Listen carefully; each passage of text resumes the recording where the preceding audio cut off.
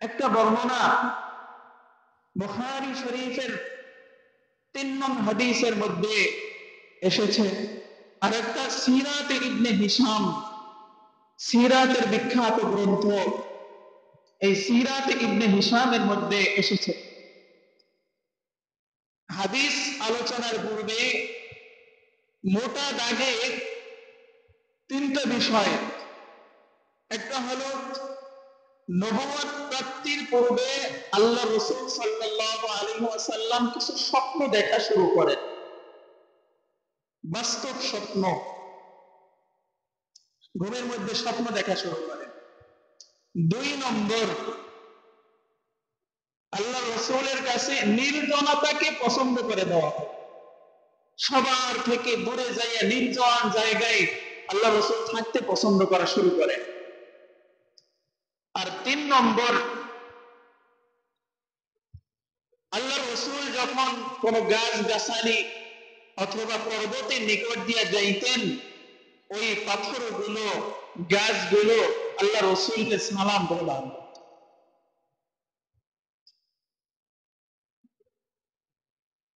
বুখারী শরীফের বর্ণনায় আসছে, আম্মা জান আয়েশা সিদ্দিকা রাদিয়াল্লাহু তাআলা আনহা বর্ণনা করেন, عن عائشة صديقة رضي الله تعالى عنها قالت أول ما بدأ به من الوحي على رسول الله صلى الله عليه وسلم الرؤيا الصالحة في النوم। সর্বপ্রথম ওহীর সূচনা হয়েছিল আল্লাহর রাসূলের উপর যেই বিষয়ের মাধ্যমে, সেটা ছিল আল্লাহর রাসূলের ঘুমের মধ্যে সত্য স্বপ্ন। আল্লাহর রাসূল স্বপ্নের মধ্যে স্বপ্ন দেখতেন, আমাদের মতো স্বপ্ন। আমরাও তো কত কিছু দেখি, হ্যাঁ, মারামারি, এই একজনা ঠ্যাঙ্গে ভেঙে ফেলছি, একজনের মাথা ফাটিয়ে ফেলছি, আবার ওই পাহাড় থেকে পড়ে গেছি, কত স্বপ্ন। বলে নবীদের স্বপ্ন আর সাধারণ মানুষের স্বপ্ন এক না, বরং নবীদের স্বপ্ন ওহী হয়ে থাকে। এজন্যই তো হযরত ইব্রাহিম আলাইহিস সালাম স্বপ্ন দেখছিলেন নিজের পুত্রকে কোরবানি করতেছেন, বাস্তবে সেটা প্রতিফলন ঘটাইতে গেছেন। কারণ নবীদের স্বপ্ন ওহী, আল্লাহ রাসূলের স্বপ্ন ওহী ছিল। আল্লাহ রাসূলের সর্বপ্রথম ওহী এই স্বপ্নই, স্বপ্নের মাধ্যমে ওহী প্রাপ্ত হয়েছে। فكان لا يروى رؤيا إلا مثل فلق الصبح إلا مثل فلق الصبح। সকালের সূর্য এটা যেমনি ভাবে অন্ধকারকে দূরীভূত করে সব কিছু প্রকাশ্য হয়ে যায়, স্পষ্ট ভাবে সবকিছু দেখা যায়, আল্লাহর রাসূলের স্বপ্নগুলো প্রভাতের আলোর মতো এত উজ্জ্বল ছিল। সুবহানাল্লাহ। এটা ওহীর প্রাথমিক বিষয়, স্বপ্ন দেখা শুরু করে। সুম্মা হুব্বিবা ইলাইহিল খালাক, আল্লাহ রাসূলের কাছে এরপরে নির্জনতাকে পছন্দ করে দেওয়া হয়। আল্লাহ রাসূল সব সাধারণ মানুষ থেকে, কোলাহল থেকে মুক্ত থাকতে পছন্দ করা শুরু করেন। ওয়াকানা ইয়াখলু বিগারি হিরা, গারে হিরা, হেরা গুহায়, জবালে নূরের মধ্যে যেই হিরা গুহা, সেই হিরা গুহার মধ্যে আল্লাহ রাসূল নির্জনতা অবলম্বন করতে শুরু করেন। فيتحنث فيه وهو التعبد الليالي ذوات العدد قبل أن ينزعت। আল্লাহ রাসূল এই সময় দীর্ঘদিন যাবত ওই হিরা গুহায় ওখানে গিয়ে ইবাদত বন্দেগীতে থাকতে লাগলেন। ওখানে বসে থাকেন, পরিবারের কাছে আসেন না। যখন খাদ্য খাবার পূরণ হয়ে যায়, ক্ষুধা অনুভূত হয়, খাদিজার কাছে ফিরে আসেন।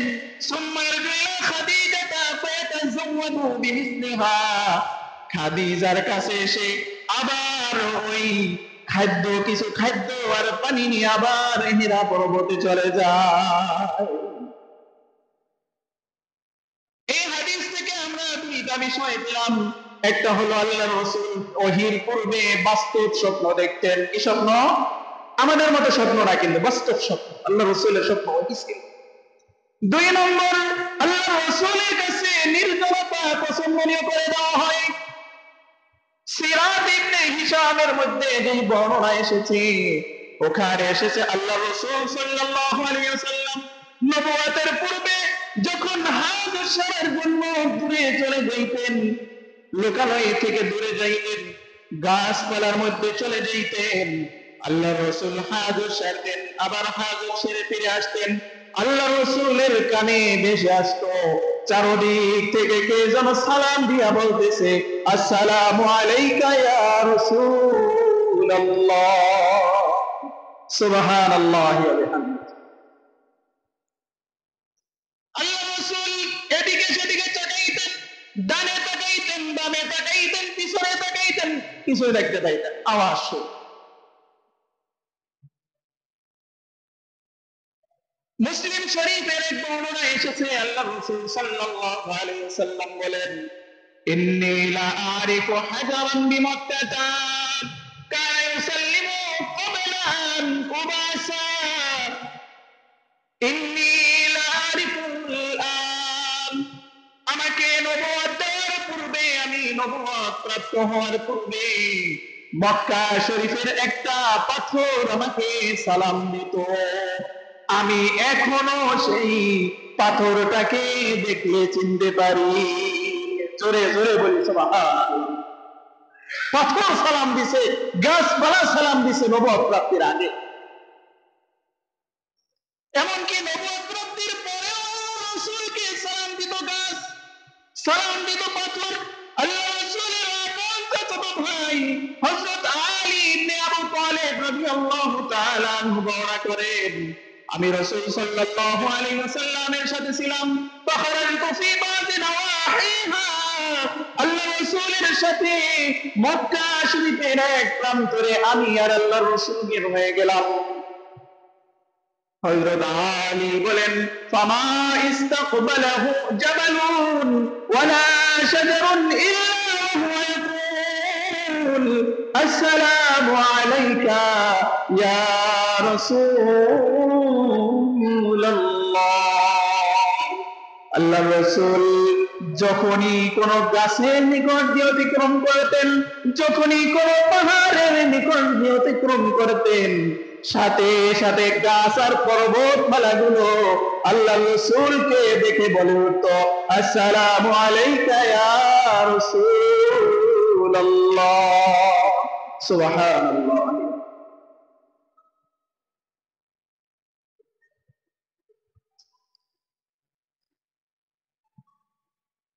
তো এর দ্বারা আমরা তিনটা বিষয় বুঝতে পারলাম।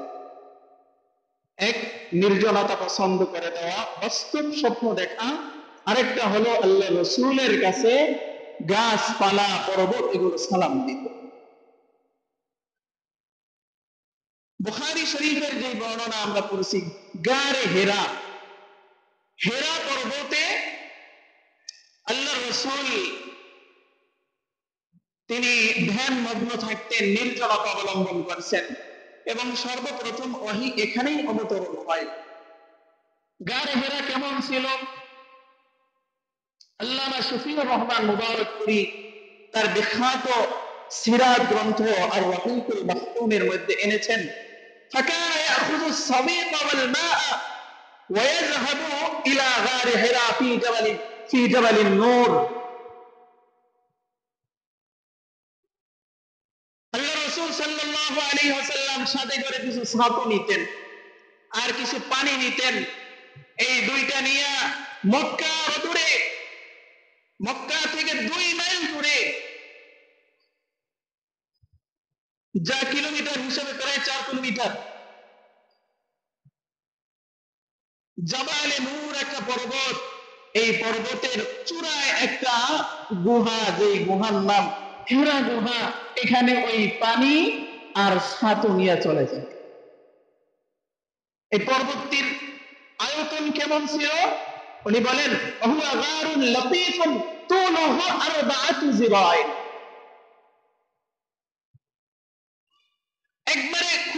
ছোট আকারের একটা গুহা ছিল, লম্বায় 4 হাত ছিল। কয় হাত? কথা বলেন, কয় হাত ছিল লম্বায়? 4 হাত। وعرضه ذراع وثلاث أرباع ذراع, আর প্রস্থে ছিল হলো 2.5 হাত। কয় হাত? 2.5 হাত। লম্বায় 4 হাত আর প্রস্থে 2.5 হাত। উচ্চতা গভীরতাও তেমন ছিল না। স্বাভাবিকভাবে দাঁড়াইতে কষ্ট হতো, দাঁড়ানো যাইতো না পুরাপুরি। এই গুহা আল্লাহ রাসূল থাকতে লাগলেন। কতদিন থাকছেন? আল্লাহ রাসূল নবুয়তের পূর্বে প্রত্যেক বছর রমজানের মধ্যে এখানে চলে যাইতেন। এখানে যে ইতিকাফ করতেন, ইবাদতে মগ্ন থাকতেন। আর নবুয়ত প্রাপ্তির পূর্বে 40 দিন এখানে অবস্থান করছেন। 40 দিন। এখন কথা আসে যে আল্লাহ রাসূল সাল্লাল্লাহু আলাইহি ওয়াসাল্লাম হেরা গুহাকে কেন এটাকে পছন্দ করলেন? মক্কার আশপাশে আরো অনেক পাহাড় আছে, কিন্তু এই জাবালে নূরের হেরা পর্বত, হেরা গুহাকে তিনি কেন পছন্দ করলেন? ইতিহাস বিদ্বান এর উত্তর দিয়েছেন যে এর কারণ হলো কুরাইশরা যারা মূর্তি পূজা করত না, যারা ইবাদতকারী ছিল, এরা ওই হেরা গুহায় গিয়া ইবাদত করত, ওখানে গিয়া ধ্যান মগ্ন থাকতো। এমনকি রাসূল সাল্লাল্লাহু আলাইহি ওয়াসাল্লামের দাদা আব্দুল মুত্তালিব উনিও ওখানে গিয়া ইতিকাফ করতেন। আল্লাহ রাসূল ছোটকালে এটা দেখছেন। আরেকটা বড় কারণ যেটা, সেটা হলো ওই হেরা পর্বত থেকে সরাসরি বাইতুল্লাহ দেখা যায়। বাইতুল্লাহ দেখা যেত হেরা গুহাতে ওই সময়। এখন অনেক বিল্ডিং হয়েছে, ওই সময় তো আগে এত লম্বা লম্বা বিল্ডিং ছিল না। এখন যদিও বাইতুল্লাহ সরাসরি না দেখা যায়, কিন্তু মক্কা শরীফে যে ক্লক টাওয়ার আছে এটা ওই হেরা গুহা থেকে দেখা যায় ওখানে উঠলে।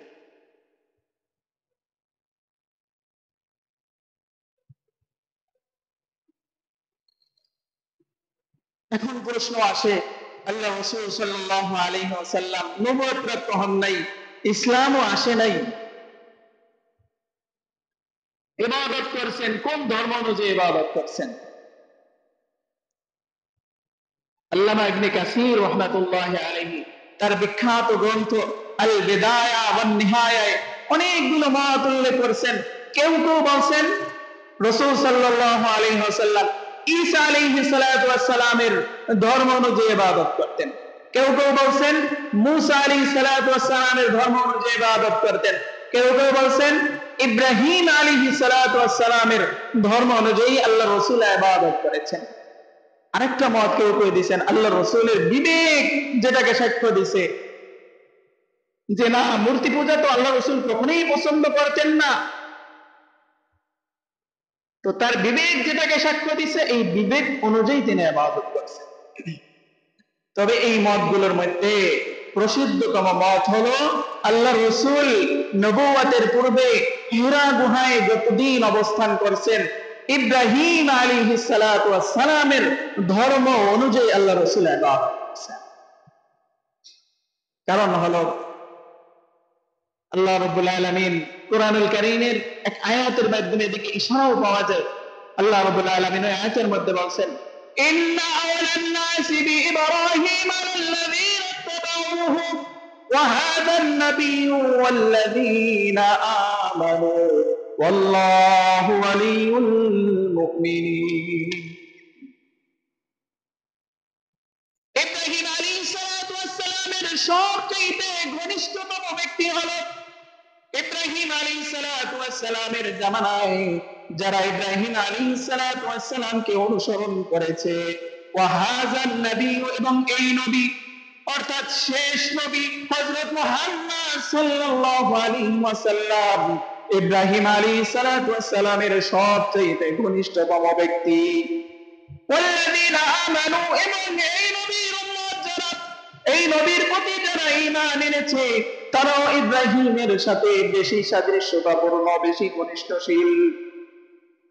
তাফসীর ওসমানের মধ্যে এর ব্যাখ্যায় বলা হয়েছে, আল্লাহ রাব্বুল আলামিন এখানে বলে দিয়েছেন ইব্রাহিম আলাইহিস সালাতু ওয়াস সালামের সবচেয়ে নিকট আত্মীয় ঘনিষ্ঠতম মানুষ হলো তারা যারা ওই সময়ে ইব্রাহিম আলাইহিস সালাতু ওয়াস সালামের অনুসরণ করেছে, আর পরবর্তীতে নবী মুহাম্মদ আর তার উম্মতেরা ইব্রাহিমের সবচেয়ে কাছের ব্যক্তি। কারণ হলো আপনার আমার নবীর যে দেহ ছিল, সুরত ছিল, আকৃতি সিরাত ছিল, যে চালচলন চরিত্র ছিল, সবকিছু হযরত ইব্রাহিম আলাইহিস সালাতু ওয়াস সালামের সাথে সাদৃশ্যশীল ছিল। আল্লাহর রাসূলের আকৃতি ইব্রাহিম আলাইহিস সালাতু ওয়াস সালামের মতো ছিল।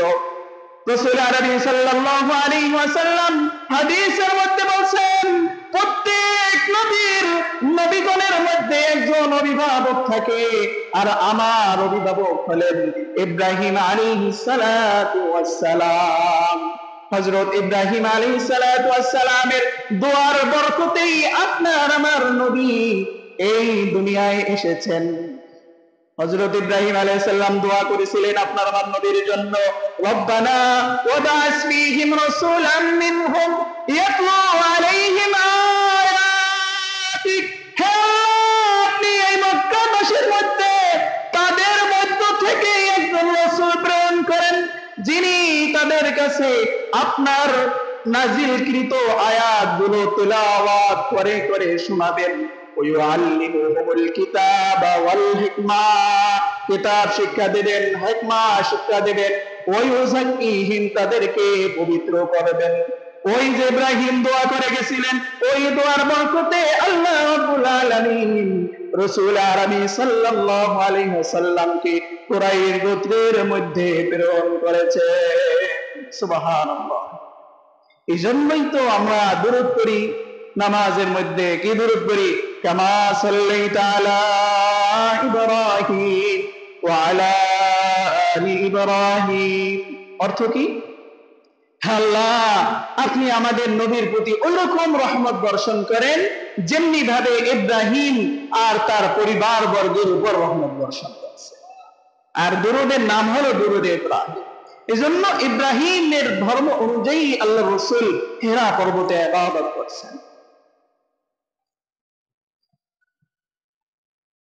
এভাবে তো করতে লাগলেন। প্রত্যেক রমজানে, রমজান মাসে থাকেন। নবুয়ত প্রাপ্তির পূর্বে 40 দিন, কতদিন?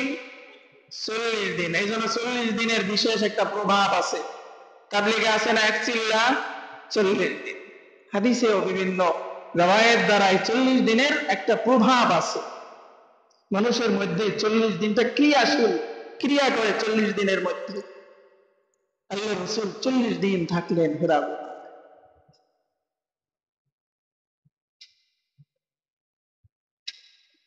আল্লাহ রাসূল সাল্লাল্লাহু আলাইহি ওয়াসাল্লামের বয়স যখন 40 বছর 6 মাস 12 দিন, অনেক বর্ণনা আসছে। তবে আর রহিকুল মাখতুম কিতাবের মধ্যে আল্লামা শফিউর রহমান মুবারকপুরি বলেছেন যে এই মতটাই বিশুদ্ধ। আল্লাহ রাসূলের বয়স যখন 40 বছর 6 মাস 10 দিন, তারিখ ছিল রমজানের 21 তারিখ। কত তারিখ? রমজানের 21 তারিখ।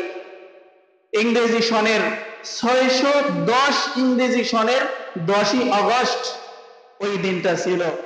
আল্লাহ রাসূল হিরা গুহায় ধ্যানে মগ্ন আছেন। ঠিক সেই সময় জিবরাইল আলাইহিস সালাতু ওয়াস সালাম চলে আসছে। প্রথম মহিনিয়া চলে আসছেন। বুখারী শরীফের মধ্যে চমৎকার ভাবে এর বর্ণনা আসছে। জাআহুল হক ওয়া হুয়া ফি গারি হিরা। আল্লাহ রাসূল সাল্লাল্লাহু আলাইহি ওয়াসাল্লাম হিরা পর্বতে ধ্যান মগ্ন অবস্থায় আছেন। এমন সময় ফেরেশতা জিবরাইল আলাইহিস সালাতু ওয়াস সালাম কোরআন নিয়ে চলে আসছেন আল্লাহ রাসূলের কাছে। ফাজাহুল মালাক ফাকালা ইকরা, এসে বলেন হে নবী আপনি পড়েন।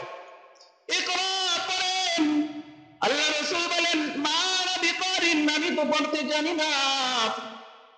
আল্লাহ রাসূল বলেন আমি যখন বললাম মা আনা বিকারিন, আমি পড়তে জানি না, জিবরাইল আলাইহিস সালাতু ওয়াস সালাম ফাআখাযানি ফাগাত্তানি, তিনি আমাকে ধরলেন, চাপ দিলেন, হাত্তা বালাগা মিন্নি আল-জাহদু, এমন কি এমন জোরে চাপ দিলেন আমি বুকে ব্যথা পেয়ে গেলাম।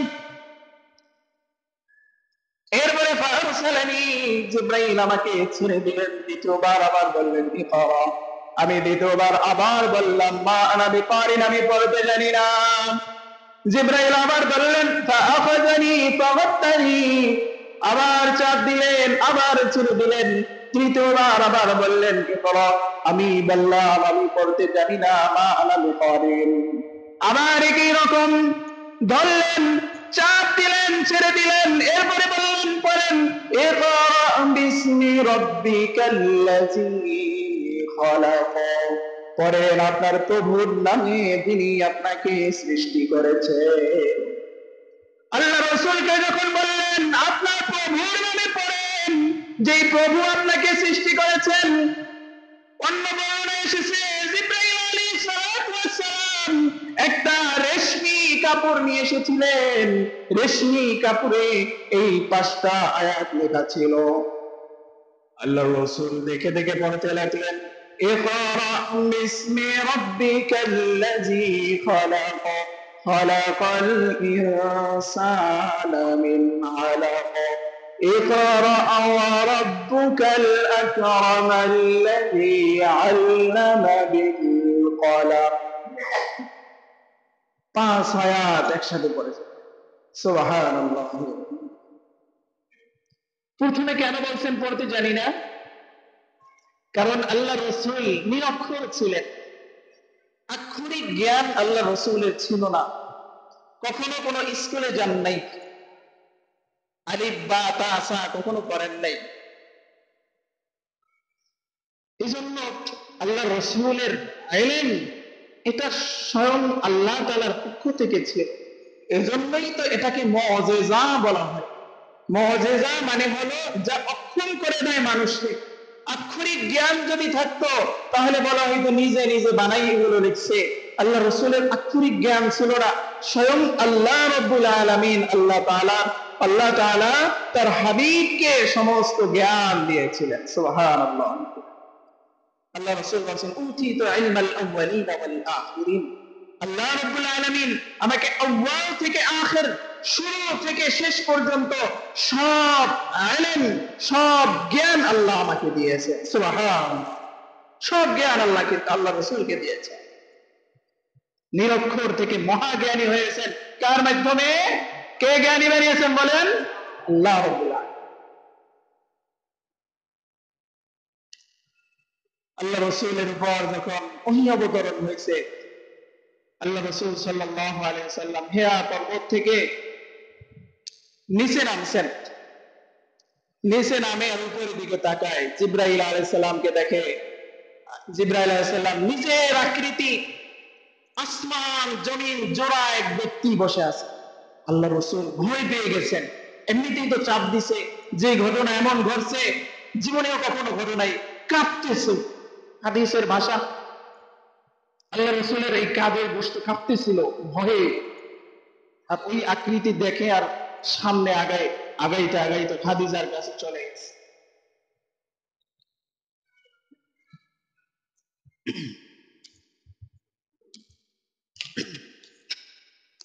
খাদিজা রাদিয়াল্লাহু তাআলা আনহা এর কাছে যাইয়া বলছে জাম্মিলুনি, খাদিজা আমি তো শেষ, আমার মনে হয় আমি বাঁচবো না, আমাকে চাদর দিয়ে একটু আবৃত করো। ফাজাল্লাহু, আল্লাহ রাসূল এর পরিবারের যারা ছিল সবাই আল্লাহ রাসূলকে চাদর দিয়ে পেঁচাই ধরলেন। খাদিজা রাদিয়াল্লাহু তাআলা আনহার সাথে সাথে বলেন আল্লাহ লা ইউযিকাল্লাহু আবাদান, আপনি কখনো আপনি ভয় পাইয়েন না, আপনাকে আল্লাহ লাঞ্ছিত করবেন না, কারণ আমি আপনার মধ্যে এমন এমন গুণ দেখছি যেই গুণগুলো সাধারণ মানুষের মধ্যে থাকে না। আপনি সত্য কথা বলেন, ওয়াতাসিলুর রাহমা, আত্মীয়তার বন্ধন রক্ষা করেন, ওয়াতাকসিবুল মাদুম, মানুষের বোঝা উঠাই নেন, ওয়াতুঈনু আলা নওয়াইবিল হক, সৎ পথে মানুষকে আপনি সাহায্য করেন, আপনার কোনো ক্ষতি হবে না, আপনি ভয় পাবেন না। এরপরে হযরত খাদিজা রাদিয়াল্লাহু তাআলা আনহা রাসূল সাল্লাল্লাহু আলাইহি ওয়াসাল্লামকে নিয়ে গেছেন নিজের চাচাতো ভাই ওয়ারাকা ইবনে নাওফেল। ওই ওয়ারাকা ইবনে নাওফেল উনি ঈসাই ধর্মের অনুসারী ছিলেন, মূর্তি পূজা তিনি করতেন না, ঈসাই ধর্ম গ্রহণ করেছিলেন। ইসলাম ধর্ম আসার আগে সত্য যেই ধর্ম ছিল সেই ধর্ম ছিল ঈসাই ধর্ম। ঈসাই ধর্মের কিতাবের নাম হলো ইনজিল শরীফ। এই ইনজিল শরীফ ইব্রানি ভাষায় লিখিত ছিল। এই ওরাকা ইবনে নাওফেল ইব্রানি ভাষা জানতেন, ওই ইব্রানি ভাষা থেকে ট্রান্সলেট করে উনি আরবি ভাষায় মানুষ লিখে লিখে মানুষকে শোনাইতেন ইনজিল শরীফ। খাদিজা সিদ্দিকা রাদিয়াল্লাহু তাআলা আনহা চাচাতো ভাইয়ের কাছে গিয়ে বললেন, হে চাচাতো ভাই, দেখেন আপনার ভাতিজা কি বলে, আমার প্রাণপ্রিয় স্বামী কি বলে। আল্লাহ রাসূলের কাছে জিজ্ঞেস করলেন, কি হয়েছে, তুমি কি দেখতেছো, কি কারণ, কি তুমি কেন ভয় পাইতেছো? রাসূল আরবি সাল্লাল্লাহু আলাইহি ওয়াসাল্লাম বললেন, আমি এরকম হেরা পর্বতে ছিলাম, ইতিমধ্যে এক ফেরেশতা আসলো, আমাকে এমনি ভাবে 3 বার চাপ দেওয়ার পরে এরকম কিছু আয়াত আমাকে শিক্ষা দিল। ঘটনা যখন বর্ণনা করলেন ওরাকা ইবনে নাওফেল, উনি সাথে সাথে চিৎকার দিয়ে বলে উঠলেন, হায় হায়, তোমার কাছে তো সেই বার্তাবাহক এসেছে যে ইতিপূর্বে মূসা আলাইহিস সালামের কাছে এসেছিল। মূসার কাছে যে বার্তাবাহক এসেছিল, তোমার কাছেও তো সেই বার্তাবাহক এসেছে। হায় হায়, আফসোস, তোমার উপর যখন ওহী অবতীর্ণ হবে তখন যদি আমি যুবক থাকতাম, তোমাকে যখন তোমার স্বজাতিরা নিজের দেশ থেকে বহিষ্কার করে দিবে, খারিজ করে দিবে, সেই সময় যদি আমি জীবিত থাকতাম তাহলে আমি তোমার অনেক বড় সাহায্যকারী হইতাম। রাসূলকে যখন এটা বলল যে তাকে নিজের দেশ থেকে বের করে দেওয়া হবে, রাসূল প্রশ্ন করলেন, আমাকে আমার কওমের লোকেরা বের করে দিবে? আশ্চর্য হয়ে গেলেন, কারণ 40 বছর নিজের গোত্রের মধ্যে আছেন, সবাই তাকে বিশ্বাস করে, সবাই তাকে স্নেহ করে, সবাই তাকে সম্মান করে, এই লোককেই নিজের গোত্র থেকে, কওম থেকে বের করে দিবে, তা আল্লাহ রাসূল আশ্চর্য হয়ে গেলেন। ওরাকা ইবনে নাওফেল বললেন, হ্যাঁ হ্যাঁ, তোমার মতো পূর্বে যত নবীরা এসেছে, যাদের কাছে বার্তাবাহকরা এসেছে, প্রত্যেকেই এরকম অবস্থার সম্মুখীন হয়েছে, নিজ কওমের কাছে লাঞ্ছনার শিকার হয়েছে। ওরাকার কাছ থেকে ফিরে আসলেন, প্রথম ওহী অবতীর্ণ হয়েছে সূরা আলাকের 5 আয়াত। হঠাৎ ওহী বন্ধ, ওহী আর আসে না। প্রথম ওহী আসছে, এখন ওহী বন্ধ। এটাকে হাদিসের পরিভাষায়, ইলমি পরিভাষায় ফাতওয়াতে ওহী বলা হয়। ওহী বন্ধ, এটা আসতেছে না। একটা অবস্থার সম্মুখীন আল্লাহ রাসূল হয়েছেন, হঠাৎ নাই, আল্লাহ রাসূল চিন্তামগ্ন হয়ে গেছেন, হায় হায়, কি হলো কি হলো, ওহী তো আসতেছে না। হাদিসের মধ্যে এসেছে আল্লাহ রাসূল সাল্লাল্লাহু আলাইহি ওয়াসাল্লাম এই চিন্তার কারণে মাঝে মাঝে পাহাড়ের চূড়ায় উঠতেন, পাহাড়ের চূড়া থেকে নিজেকে ফেলে দিয়ে শেষ করে দিতে চাইতেন, পাহাড়ের চূড়ায় উঠে যেতেন, মাঝে মাঝে নিজেকে শেষ করে দিতে চাইতেন, হায় হায়, কি হলো, ওহী আর আসতেছে। আল্লাহ রাসূল বলেন, ইতিমধ্যে একদিন, অনেক দিন চলে গেছে, আমি রাস্তা দিয়ে চলতেছি, হঠাৎ করে আসমানের উপর থেকে, আমার উপর থেকে শুনতেছি একটা আওয়াজ আসতেছে। একটা আওয়াজ শুনলাম, করে তাকাই দেখি ওই যে হিরা গুহায় দেখেছিলাম, ওই যে ব্যক্তিকে দেখেছিলাম, তিনি আমার তার আসল রূপে আসমান জমিনের মাঝে বিশাল আকৃতি নিয়ে একটা চেয়ারের উপর বসে আছে। আমি আবারও ভয় পেয়ে গেলাম, দৌড়াই গেলাম ঘরের মধ্যে, যে আবার বললাম, জাম্মিলুনি জাম্মিলুনি, আমাকে চাদর দাও, চাদর দিয়ে আবৃত করো। খাদিজা রাদিয়াল্লাহু তাআলা আনহা সহ পরিবারের লোকেরা তাকে চাদর দিয়ে পেঁচাই ধরলেন। এইবার ওহী অবতীর্ণ হইল দ্বিতীয়বার।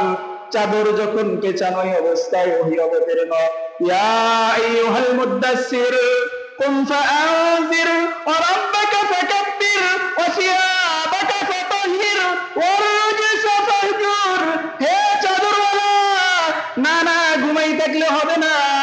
ওহির ভারে ঘুমাই থাকলে হবে না, কুম দাঁড়াও, ঘুমাই থাকলে হবে না। ওই যে দাঁড়াইছেন, জীবনের শেষ মুহূর্ত পর্যন্ত আর বসার সুযোগ পান নাই। জীবনের প্রত্যেকটা মুহূর্ত উম্মতের পিছনে ব্যয় করছে। দ্বিতীয়বার এই ওহী অবতরণ শুরু হয়েছে আর এর ধারাবাহিকতা চলতেছে। 23 বছর ধরে এই ওহী অবতীর্ণ হয়েছে। যখন যখন যেটার প্রয়োজন হয়েছে তখন সেই ওহী অবতীর্ণ হয়েছে।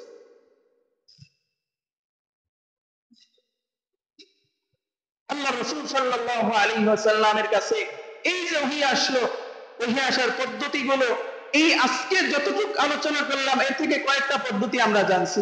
একটা হলো স্বপ্নের মাধ্যমে ওহী আসছে, আর একটা হলো এই হিরা পর্বতে আসছে। আর ওহী আসার পদ্ধতি সম্পর্কে হাদিসের মধ্যে আরো এসেছে, এক সাহাবী আল্লাহ রাসূলকে জিজ্ঞেস করলেন, হে আল্লাহ রাসূল, আপনার কাছে ওহী কিভাবে আসে? আল্লাহ রাসূল সাল্লাল্লাহু আলাইহি ওয়াসাল্লাম বললেন, ঘন্টা বাজলে যেমনি ভাবে শব্দ হয়, চেন টানলে যেমনি ভাবে শব্দ হয়, এই ঘন্টার আওয়াজের মতো আমার কাছে ওহী অবতরণ হয়। কারণ এই ভাষা আল্লাহ রাসূল আর আল্লাহ তাআলার মাঝে গোপন ভেদ, এটা কেউ বুঝতে পারে না। আল্লাহ রাসূলের উপর ওহী অবতরণ হয়। আল্লাহ রাসূল বলেন, সাহাবাকে আজমাইনগণ লিখেন, অন্য হাদিসের মধ্যে আসছে, আমার কখনো কখনো ওহী অবতীর্ণ হইতো, আল্লাহ রাসূলের মুখের কাছে কান নিলে শোনা যাইত মৌমাছি যেমনি ভাবে গুনগুন শব্দ করে আওয়াজ করে, ওহী অবতীর্ণ হইলে এরকম গুনগুন আওয়াজ হইত। ওহীর ভার কেমন ছিল এটা সাধারণ কোন মানুষ বহন করার শক্তি নাই। আল্লাহ তাআলা যে সমস্ত রাসূলদেরকে এর জন্য নির্বাচন করেছেন, কেবলমাত্র তারাই এর ভার বহন করতে পারতেন। হযরত যায়েদ ইবনে সাবিত বলেন, একদিন আমি ওহী লিখতেছিলাম, আল্লাহ রাসূলের মাথা আমার উরুর উপরে ছিল, আল্লাহ রাসূলের প্রতি ওহী অবতরণ হচ্ছিল, আমার মনে হচ্ছিল আমার উরুটা মনে হয় থেতলে যাবে, আমার উরু বুঝি থেতলে যাবে, ধ্বংস হয়ে যাবে, এরকম মনে হচ্ছিল ওহীর ভারে। হযরত আয়েশা সিদ্দিকা রাদিয়াল্লাহু তাআলা আনহা বলেন, আল্লাহ রাসূলের উপরে যখন ওহী অবতরণ হইত প্রচন্ড শীত, এই শীতের মধ্যে যখন আল্লাহ রাসূলের উপর ওহী অবতরণ হইত মনে হইত আল্লাহ রাসূলের কপাল দিয়ে টপ টপ করে ঘাম ঝরতেছে। এই জন্যই তো আল্লাহ তাআলা কুরআনুল কারীমের মধ্যে বলছেন, ইন্না আরাদনাল আমানাতা আলাস সামাওয়াতি ওয়াল আরদি ওয়াল জিবাল ফাআবাইনা ইয়াহমিলনাহা। এই আমানত, এই কোরআন, এই ওহী আমি আসমান জমিনের উপর পেশ করছি, পাহাড়ের উপর পেশ করছি, সবাই অস্বীকার করছে। ফাহামালাহাল ইনসান, আর এটা শেষ পর্যন্ত মানুষরা বহন করছে। ওহীর ভার এত ছিল, আল্লাহ রাসূল অনেক কষ্ট হইত। আল্লাহ রাসূল বলেন, এই অবস্থা যখন আমার চলে যাইত তখন যেইগুলো আমার উপর অবতরণ হয়েছে না এগুলো মুখস্থ করতাম। এরপরে কিভাবে ওহী আসছে, অন্য হাদিসে নাই দৌড়াই আসছে যে আল্লাহ রাসূল বলেন, এরপরে মানবের আকৃতিতে, এক সাহাবীর আকৃতিতে জিবরাইল আলাইহিস সালাতু ওয়াস সালাম আমার কাছে আসতে লাগলেন। আয়েশা আমার কাছে বললেন, আমি ওভাবে ওগুলো মুখস্থ করতাম, সাহাবাজ নাইনরা পরে লিখে নিতে। এভাবে করে ওহী অবতীর্ণ অনেকগুলো পদ্ধতি ছিল। আল্লাহ রাসূল ওই যে যখন সূরা মুদ্দাসসির নাযিল হলো, যে ঘুমাই থাকার সময় নাই, দাঁড়াইন যান, আল্লাহ রাসূলকে কুম ফাআনজির, আপনি সতর্ক করেন, দাঁড়ান আর সতর্ক করেন উম্মতদেরকে। দাওয়াতের নির্দেশ যখন আসলো, আল্লাহ রাসূল দাওয়াতের কাজে লেগে গেলেন। পূর্বপুরুষ থেকে যেই বিষয় তাদের চলে আসছে, মূর্তি পূজা করা, শিরিক, এরপরে আরো যত পাপাচারের মধ্যে মক্কা বাসীরা নিমগ্ন ছিল, যাকে আইয়ামে জাহিলি যুগ বলা হয়েছে, এই জাহিলি যুগকে স্বর্ণ যুগে পরিবর্তন করছেন। এর শুরুটা এত সুন্দর ছিল না, অনেক কষ্ট করছেন। প্রথমে গোপনে দাওয়াত দিচ্ছেন, এরপরে আস্তে আস্তে প্রকাশ্যে দাওয়াত দিচ্ছেন। ইনশাআল্লাহ আগামী সপ্তাহে আল্লাহ রাসূলের দাওয়াতের পদ্ধতি কেমন ছিল, কারা প্রথম ইসলাম ধর্ম গ্রহণ করছেন, এই সম্পর্কে আলোচনা করা হবে।